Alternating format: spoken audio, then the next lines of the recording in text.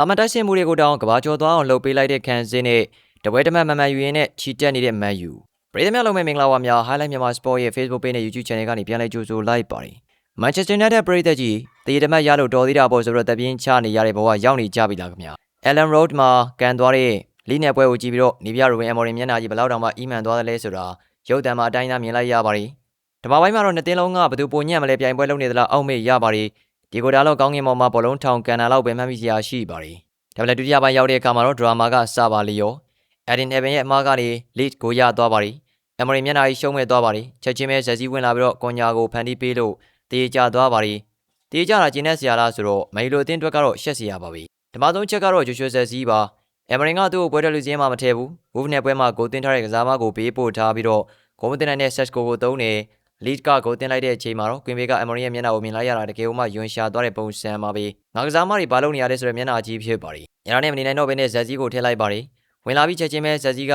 ရော့ဆရာသမားမျက်နှာမပြတ်အောင်ငါလုပ်ပေးမယ်ဆိုတော့ကူညာကိုဖန်တီးပေးလိုက်ပါတယ်။ဒီနေရာမှာမေကုန်းထုတ်ဆရာကအမေရိခင်ဗျားဘာလို့ဇက်စီးကိုရန်ကုန်ပို့တာလဲခင်ဗျားရဲ့ချစ်တော်ဆက်ကိုကဘာလို့ပြနိုင်လို့လဲဇက်စီးကရိုမာကိုပြောင်းမယ်ပါညာသတင်းထွက်နေပေမဲ့ဒီဘက်မှာအမေရိကိုပါရိုက်ပြီးတော့ငါ့ကိုနေရာပေးစမ်းပါလို့တက်တည်ပြသွားခဲ့ပါပြီဒုတိယချက်ကလီတိုက်စင်မိုဒိုမနစ်ကဗယ်လူဝင်ဖြစ်ပါတယ်ဒီလိုကအဗီဒန်မာတုံးကဂိုးပြောင်းနေတဲ့သူဖြစ်ပါတယ်လီကိုရောက်မှနည်းနည်းလေးပြန်မှန်လာတာဗျဒါပေမဲ့မန်ယူနဲ့တွေ့တဲ့အခါမှာတော့ကဘာစင်တိုက်စင်မိုကြီးဖြစ်သွားပါလေရော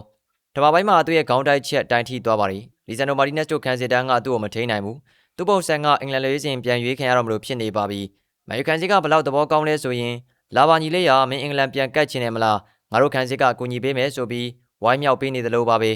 တာမတိုက်စစ်မှုတွေကိုစူပါစတာဖြစ်အောင်လုပ်ပေးတဲ့မန်ယူခံစစ်ကိုလေးစားမိပါတယ်များအဓိကရခံကလူမရှိတဲ့ပြဿနာပါမန်ယူရဲ့ရန်ကုန်မှာလူငယ်တွေကြီးပဲရှိတယ်အမရင်ကလူစားလဲဖို့ကြောက်နေတယ်ဇန်နဝါရီမှာလူမဝဲရင်ရှိတဲ့လူငယ်လေးတွေနဲ့ဆက်သွားရင်တော့မန်ယူနိုက်တက်က Heaven မြောက်ပဲနဲ့မပေးစရာရဲ့အောက်ဆုံး Hell ကိုဦးတည်သွားဖို့ရှိနေရပါတယ် Heaven ခမညာအတွေ့အကြုံလူငယ်မှုရဲ့သားကောင်ဖြစ်သွားရရှာပါတယ်စရုပ်သားချက်ကလီယူနိုက်တက်ရဲ့မှတ်တမ်းဆိုးဖြစ်ပါတယ်လစ်က Allen Road မှာမန်ယူကိုမနိုင်တာနှစ်ပေါင်း20ကျော်ခဲ့ပါပြီဒီဘက်မှာအရီမတ်တန်ကိုချိုးဖျက်ဖို့နီးစပ်ခဲ့ပါတယ်ဘသူကျေးဇူးကြောင့်လဲမန်ယူရဲ့ညံဖြစ်မှုကြောင့်ပေါ့ဝမ်စီနဲ့နိုင်နေတော့မှလီဖန်တွေပြောနေကြတာကိုညာကြောင့်မန်ယူတည်တမတ်ပြန်ရတာပါတကယ်လို့သာမန်ယူရှုံးသွားရင်တော့လီအတွက်အနည်း20တွင်ပထမဆုံးနိုင်ပွဲဖြစ်လာမှာပါမန်ယူကတော့ပြောနေမှာပါပဲငါတို့ကမရှုံးပါဘူးတည်ပါလို့ဒါပေမဲ့တန်းစင်းစုံတာကအသင်း20လောက်မနိုင်ဘူးတဲ့အသင်းကိုတောင်မှနိုင်အောင်မကန်နိုင်တာကရှုံးနိုင်တဲ့အတူတူပဲလို့ပြောချင်ပါတယ်နောက်တဲ့ Forest တို့ဝက်ဆန်ကိုရှုံးနေတဲ့အချိန်မှာလီကိုတမတ်ပေးလိုက်ရတာကမန်ယူရဲ့အလှူဒန်းစိတ်တွေကိုပြသတာဖြစ်ပါတယ်နောက်ဆုံးအနေနဲ့အဆိုးဆုံးချက်ကတော့ဘန်ဂျမင်ရှက်ကိုဖြစ်ပါတယ်15ပွဲကစားပြီးတော့2ဂိုးပဲသွင်းထားတဲ့တိုက်စစ်မှုဝုဖ်နဲ့ပွဲတုန်းကဇက်စီးဂိုးသွင်းတယ်ဒီပွဲမှာဇက်စီးကိုထုတ်ပြီးတော့ဆက်စကိုသုံးတယ်ရလက်ကပါလေဂက်စမဲရိုဖြတ်တင်တာကိုခေါင်းတိုက်လွဲတယ်လူကျုံတို့တော်ပါသေးတယ်ဇက်စီးက